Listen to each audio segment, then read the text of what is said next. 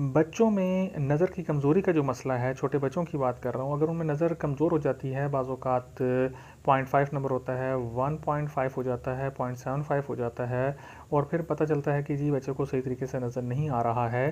तो छोटे बच्चों में नज़र की कमज़ोरी के लिए बहुत ही आसान सा एक नुस्ख़ा है, उसके लिए करना आपने ये है कि सौंफ 25 ग्राम ले लेने हैं, धनिया 10 ग्राम लेना है और सफ़ेद ज़ीरा 25 ग्राम, काली मिर्च भी 25 ग्राम, इसके साथ मगज़ बादाम यानी कि बादाम जो हैं वो आपने 150 ग्राम ले लेने हैं और उसके साथ आपने हस्बे ज़ायक़ा जो है मिश्री को मिक्स कर लेना है। सारी चीज़ों को मिक्स करके आपने एक पाउडर बना लेना है।